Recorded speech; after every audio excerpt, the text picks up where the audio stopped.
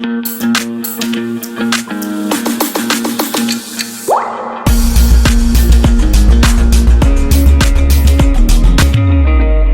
हमारे दो पार्ट्स होते हैं बेसिकली, एक होता है आउटर ईयर और एक होता है इनर ईयर। ठीक है, इनर ईयर मतलब कि बेसिकली ये जो यहां से आपके यहां से लेकर यहां तक पर्दे तक, ईयर ड्रम तक, this is called outer ear और एक्सटर्नल ईयर। ठीक है, आउटर ईयर कहते हैं इसे।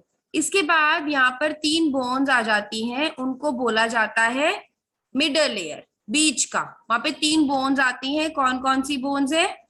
स्टेप्स, इंस्कस और मेलियस। मेलियस, इंस्कस और स्टेप्स, ये तीन बोन्स जो है वो मिडल ईयर का पार्ट है। उसके बाद आ जाता है इनर ईयर, मतलब बिल्कुल अंदर वाला कान। वहां पर आएगा एक तो कोकीलिया, ये स्नेल जैसा स्ट्रक्चर बना है, दिस इज कॉल्ड कोकीलिया। और ये सेमी सर्कुलर कनाल्स होते हैं। ठीक है, अंडरस्टूड। अब क्या होता है कि जो साउंड की वेव है वो आती है, वेव आती है ना, वेव का मतलब वाइब्रेशंस। आपके फोन की वाइब्रेशंस होती हैं जैसे, तो ये वाइब्रेशंस आती हैं और ये ईयर ड्रम से टकराती हैं।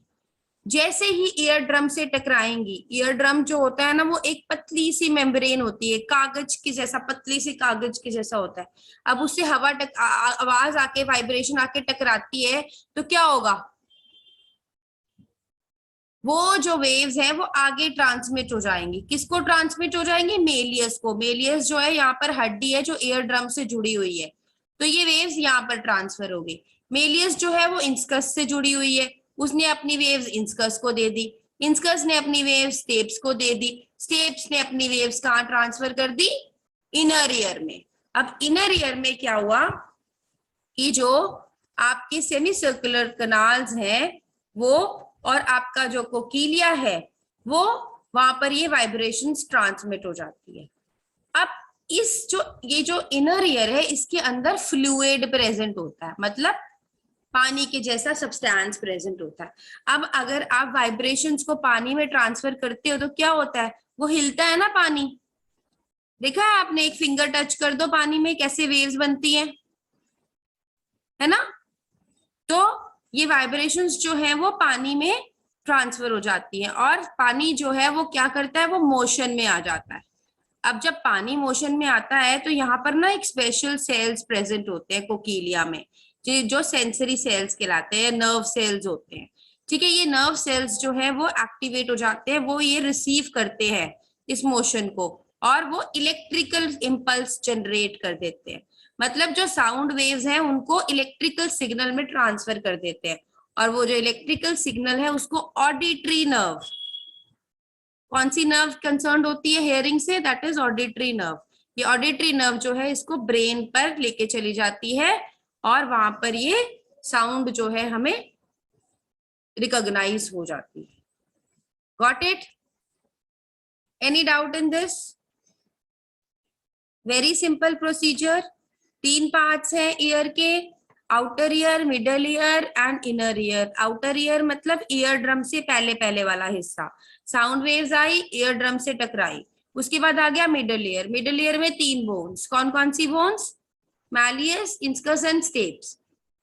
जो जो साउंड वेव्स आई वो ईयर ड्रम से टकराई, ईयर ड्रम से वो वाइब्रेशंस मेलियस में ट्रांसफर हो गई, मेलियस से इंस्कस में चली गई, इंस्कस से स्टेप्स में चली गई, फिर इनर ईयर शुरू हो गया। इनर ईयर के दो पार्ट्स, सेमीसर्कुलर कनाल्स एंड कोकीलिया। अब जो वाइब्रेशंस वहां पर आई थी वो वाइब्रेशंस जो है वो इनर ईयर में ट्रांसमिट हो गई। इनर ईयर में फ्लूइड प्रेजेंट है, फ्लूइड जो है वो मोशन में आ गया, उसके मोशन में आने से जो नर्व सेल्स प्रेजेंट है हमारे ईयर में वो एक्टिवेट हो गए, उन्होंने उस वेव को, साउंड वेव को इलेक्ट्रिकल इंपल्स में जनरेट कर दिया, और वो सिग्नल जो है वो किसने कैरी किया? ऑडिटरी नर्व ने ब्रेन तक, और आपने उसको साउंड को पहचाना कि वो क्या है। Got it? समझ आया? Give me a thumbs up. Okay. अब जो ईयर ड्रम है ना उसका दूसरा नाम होता है टिम्पैनिक मेम्ब्रेन। ईयर ड्रम को टिम्पैनिक मेम्ब्रेन भी कहते हैं। तो अगर आपको ये क्वेश्चन आता है, ईयर ड्रम नहीं लिखा है, वहां पे टिम्पैनिक मेम्ब्रेन लिखा है, तो उसका मतलब एक ही बात है। ठीक है। और अगर ऑडिटरी नर्व नहीं लिखा है, वहां पे वेस्टिबुलर नर्व लिखा है, तो भी एक ही बात है। ऑडिटरी नर्व को वेस्टिबुलर नर्व भी कहते हैं। पूरा वीडियो देखने के लिए और लेटेस्ट एग्जाम अपडेट्स जानने के लिए डाउनलोड करें कैरियर डिफेंस स्कूल का एंड्रॉयड ऐप।